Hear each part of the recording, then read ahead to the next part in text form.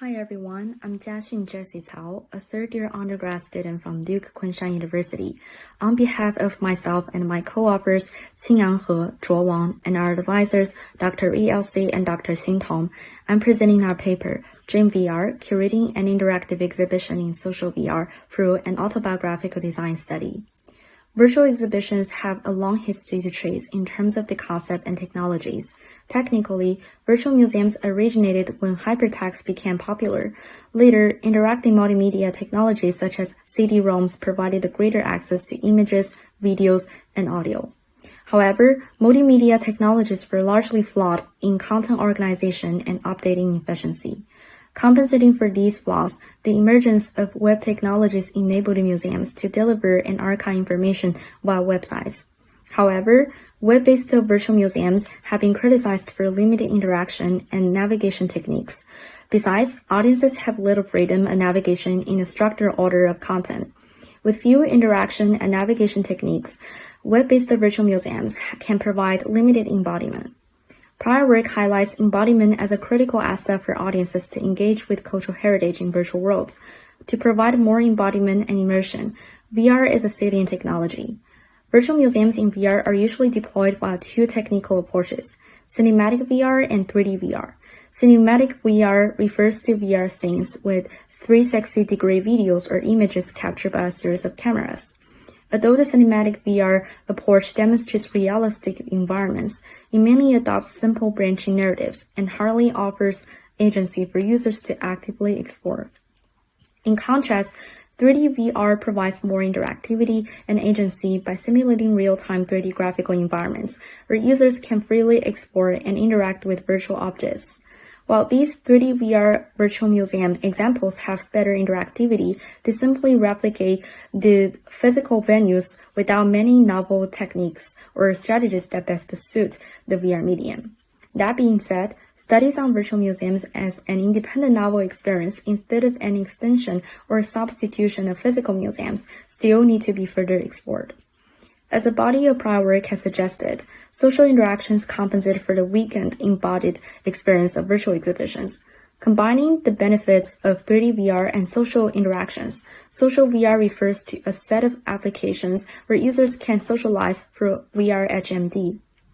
However, to our best knowledge, there has been little research utilizing social VR platforms as virtual exhibition venues in the HCI community.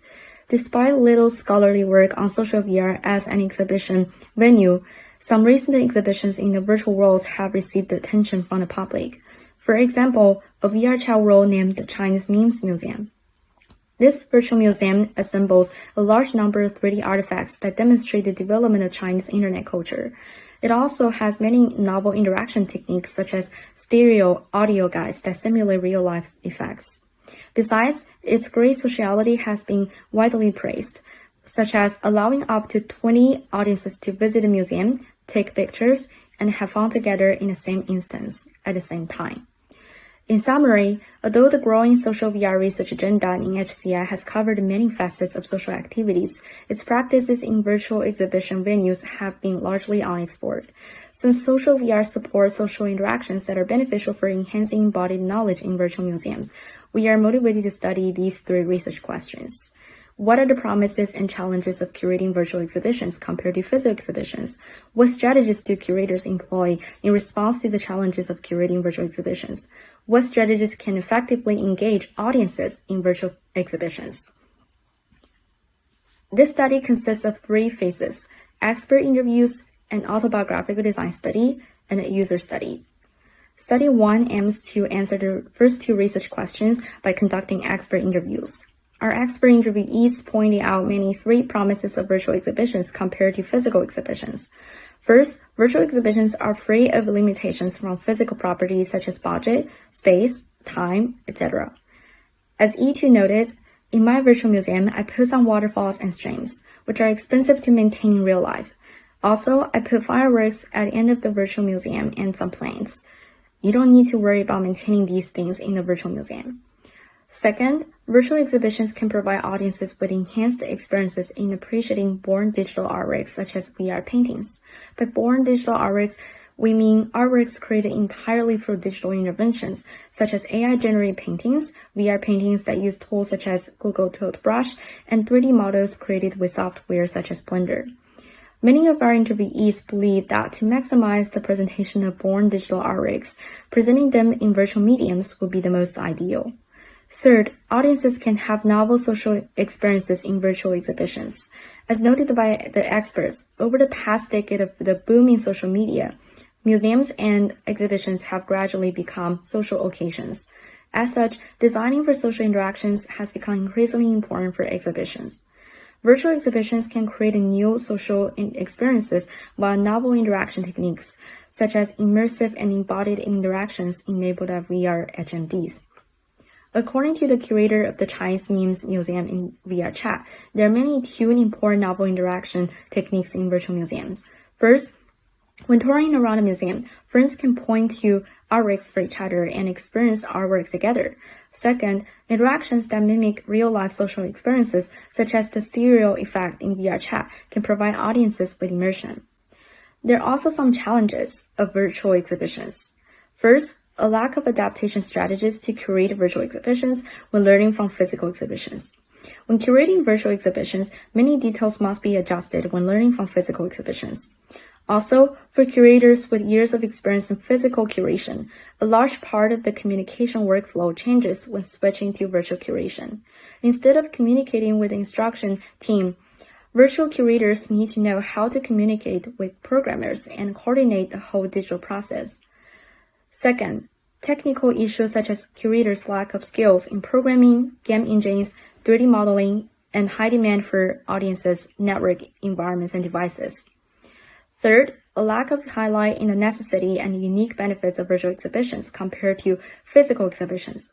For 6 out of 9 interviewees, many virtual exhibitions, such as those that only feature 2D image artworks, are not convincing enough. To mitigate these challenges, our interviewees have identified specific strategies, and we have categorized them into these design guidelines. First, adopt the interaction and navigation techniques similar to real life so that audiences can adapt to the 3D graphical environments with less discomfort. Second, prioritize mediums that can be best interacted with in a VR environment, such as VR paintings, interactive 3D models, etc.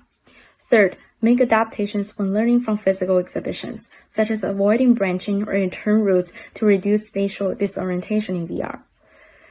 Informed by these design guidelines, we have designed and implemented a prototype of VR art exhibition, which is titled The Hitchhiker's Guide to the Dream and is currently available in VRChat. Due to time limits, I will now cover the design and implementation process, as well as our autobiographical design reflections. If you're interested in the details, feel free to read our full paper. Conforming to our design principles, our final design has 4 key features. The first feature is a VR painting scroll that audiences can enter. The second design feature is a 360-degree immersive VR film filter. Besides, we also feature many interactive 3D models where audiences can freely interact with and exhibits without worrying about damaging the exhibits. The last feature is creative spaces that allow users to create, leave comments, and socialize. To further validate the design guidelines, we recruited 30 participants in an open event. In the open event, participants visited the exhibition with the guidance of 2 researchers. At the end of the exhibition, all participants filled out a questionnaire about their feedback. The user feedback was mostly positive, especially regarding the design of VR painting scrolls, creative spaces, and the socialization of our exhibition.